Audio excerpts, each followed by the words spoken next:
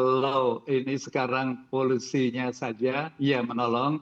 Namun tolong diingat, kita juga berhadapan dengan udara panas. Jadi sekarang serasa 33, serasa 36. Jadi dalam hal ini tadi masuk ke ruangan yang ber air condition itu tetap penting. Jadi yang disarankan 1 jam di siang hari. Seperti kita lihat misalnya kemarin yang di Korea kita tahu pada ada Jambore itu kan ada ratusan, lebih dari 400 remaja kan sehat itu terpaksa harus masuk rumah sakit karena panas. Sekarang Jakarta tidak hanya polusi tapi juga panas meningkat. Jadi amat sangat disarankan menurut saya penyaring udara silakan untuk bagus, namun penyaring udara tok kelihatannya tidak cukup. Jadi sekali-sekali masuk ke ruangan yang ber-AC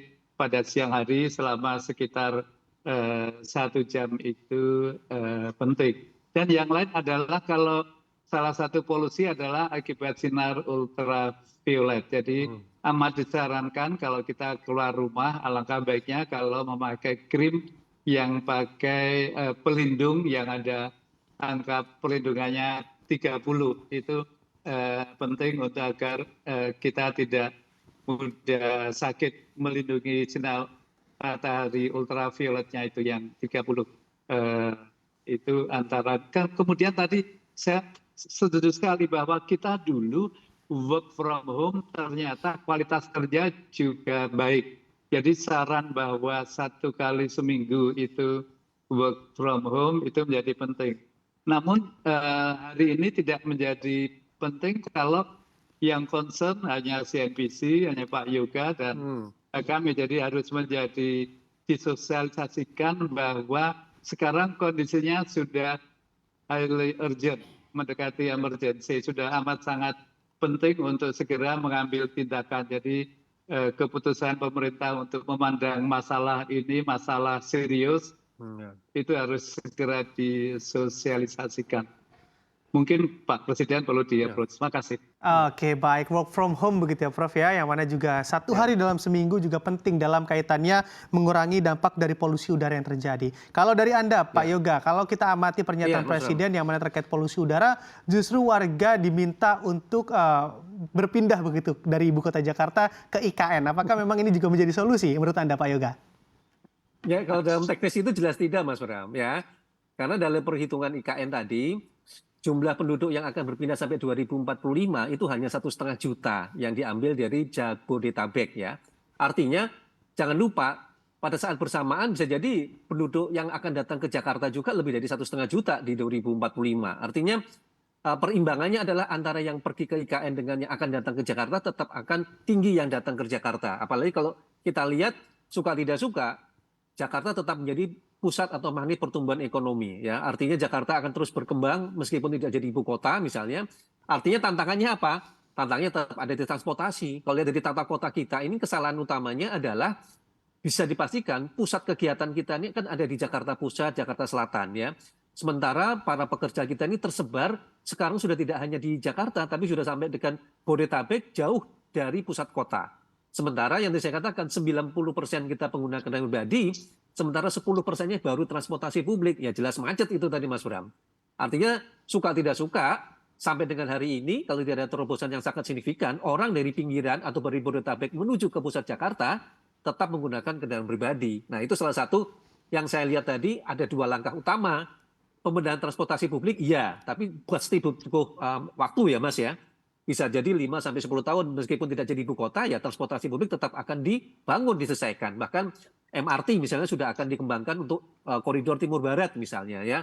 Sementara yang tadi saya katakan pembatasan kendaraan pribadi juga harus dilakukan pada saat bersamaan sekarang secara paralel tadi. Jadi suka tidak suka meskipun Jakarta tidak menjadi ibu kota negara tadi, polusi udara tetap akan mengancam warga Jabodetabek Mas Bram. Ini catatannya.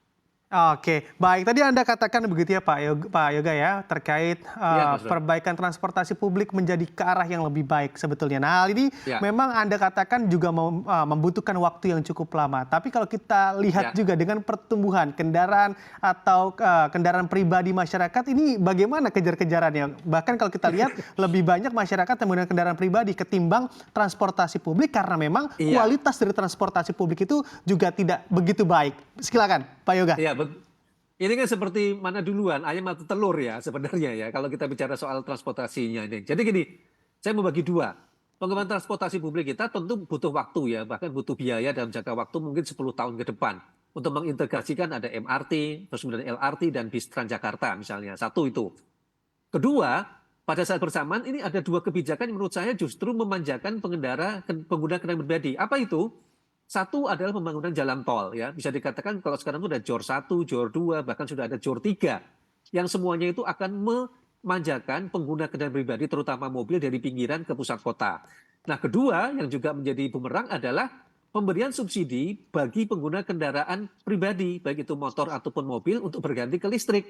Jangan lupa bukan berarti kemudian kendaraan tadi beralih ke listrik tidak menimbulkan polusi, ada polusinya. Yaitu nanti misalnya ruang yang digunakan tetap akan macet karena ruang jalan kita dengan jumlah kendaraan kita tidak memadai, tetapi kita akan mengalami masalah berikutnya yaitu baterai listrik nanti yang di kemudian hari juga menjadi masalah. Jadi bukan berarti kemudian peralihan penggunaan kendaraan ke listrik tadi juga polusi udara selesai ya. Jadi ada PR-PR yang menurut saya juga harus dicermati. Kemudian juga saya lihat aturan-aturan yang dibuat itu justru memberikan pengecualian untuk kendaraan listrik ya. Misal kebijakan GAG ya, Ganjil Genap disebutkan untuk pengguna kendaraan listrik baik itu motor ataupun mobil tidak terdampak kebijakan GAG. Padahal yang tadi saya katakan ruang jalan kita terbatas meskipun tadi kendaraan listrik tidak mengeluarkan polusi udara, jalanan tetap akan macet Mas Bram. Ya, apalagi tadi saya katakan kebijakan jalan berbayar elektronik juga disebutkan di salah satu pasalnya kalau Anda kendaraan listrik juga akan terkena dampak. Jadi artinya apa? Jangan ada diskriminasi dalam hal penerapan kebijakan. Kalau kita bicara dalam konteks kemacetan lalu lintas secara umum ya satu. Kedua, kebijakan tadi harus kepada pro lingkungan ya. Jadi kalau transportasi publik menjadi solusi, ya dibenahi transportasi publiknya. Kalau perlu dipercepat pembangunan kotanya ya. Ketiga, tata kotanya harus dirubah. Idealnya warga itu tinggal di pusat kota sehingga dia jalan kaki, naik sepeda ya ke tempat kerja, ke sekolah, ke pasar ya. Transportasi publik sebagai pendukung. Kalau sekarang ini kan semua dari pinggiran menuju ke pusat kota, Mas Bram. Ini menurut saya yang harus jadi catatan.